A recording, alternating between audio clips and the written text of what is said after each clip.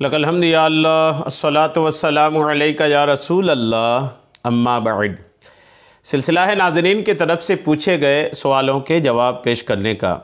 हमारे नाज़रीन में से एक ने बिस्तर या गद्दे पर नमाज के ताल्लुक़ से पूछा है कि इस पर नमाज पढ़ना कैसा है। बाज़ औक़ात लोगों के घर छोटे होते हैं, अलग से नमाज की जगह होती नहीं, तो बिस्तर पर ही या गद्दे पर, उमूमन बिस्तर में गद्दे बिछे होते हैं, तो अगर नरम गद्दे या मोटे गद्दे या किसी तरह ऐसा बिछा हुआ है तो बिस्तर पर नमाज या गद्दे पर नमाज पढ़ना कैसा है। जवाब तवज्जो के साथ सुनिए। बाज़ औक़ात लोग ये सवाल इस वजह से भी करते हैं कि एक तादाद है ऐसे लोगों की जो ये समझते हैं कि बिस्तर नापाक होता है। मैंने भी बाज़ लोगों से ये सुना है कि वो लोग ऐसा बोलते हैं कि बिस्तर नापाक होता है। तो सिर्फ़ इस वजह से कि बिस्तर है नापाक है, ऐसा नहीं है। बिस्तर अगर नापाकी लगी है, नजासत लगी है, तो बिस्तर क्या कोई भी चीज़ पे नजासत या नापाकी लगी होगी तो नापाक होगी। बिस्तर होने की वजह से नापाक नहीं हो जाता। उम्मन अगर बिस्तर कभी नापाक हुआ किसी वजह से तो लोग चादर धोते हैं, गद्दे भी धोते हैं, जहाँ नजासत लगी उसको पाक करते हैं। तो हर बिस्तर नापाक है ये सही नहीं है।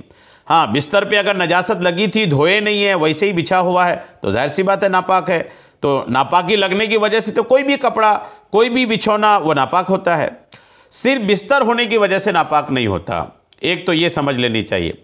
और दूसरी बात ये समझनी चाहिए कि बिस्तर अगर आप जिस पर नमाज पढ़ रहे हैं उस पर नरम गद्दा, रुई वाला या फोम वाला गद्दा बिछा हुआ है और उस पर आप नमाज पढ़ रहे हैं, तो इसमें याद रखिएगा सजदे के ताल्लुक़ से मसला ये है, चूँकि सजदा करना पड़ता है वहाँ पर नमाज में, तो सजदा नमाज के फ़राइज़ में से ना है। सजदा होगा तो नमाज होगी, सजदा नहीं होगा तो नमाज नहीं होगी। तो अगर आपके बिस्तर में ऐसा नरम गद्दा फोम का या रुई का बिछा हुआ है कि आप उस पर अगर नमाज पढ़ते हैं और सजदा करते हैं तो सजदे में आपकी पेशानी को सख्ती महसूस नहीं होती। दबाते हैं और दबती है, दबाते हैं और दबती है।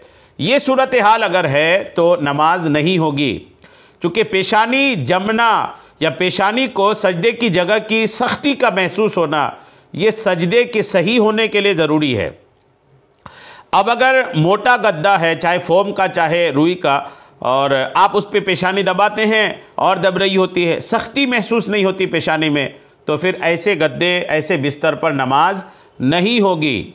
इसका एक आसान तरीका उलमा ये बयान फरमाते हैं कि उसके लिए बेहतर ये है कि अगर आपके घर में और जगह नहीं है, बाज़ शहरों में ऐसा होता है कि बहुत कम जगह होती है, बिस्तर से ही पूरा रूम पैक हो जाता है, तो ऐसी सूरत में एक आसान तरीका आपके लिए ये है कि अगर आपको अलग जगह नहीं है घर में आपके नमाज के लिए, तो बिस्तर पर नमाज अगर आप पढ़ना चाहते हैं तो यूँ करें कि सजदे की जगह पर कोई पटिया, कोई तख़त, कोई लकड़ी वगैरह की चीज़ या कोई लोहे वगैरह की चीज़ सजदे की जगह पर रख दें, ताकि सजदा जब आप उस पर करें तो आपकी पेशानी को सख्ती महसूस हो।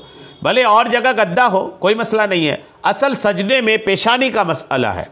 तो आप सजदे की जगह पे कोई लकड़ी रख दें, चौड़ी लंबी सी, कोई लोहा रख दें, कोई ऐसी सख्त चीज़ रख दें कि उस पर जब आप सजदा करें तो आपकी पेशानी को सख्ती महसूस हो। अगर आप ऐसा कर लेंगे तो बिस्तर पर भी आपकी नमाज आसानी से हो जाएगी।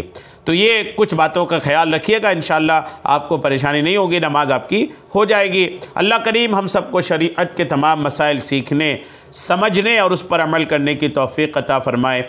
आमीन। बिजाहिन नबील अमीन सल्लल्लाहु तआला अलैहि वसल्लम।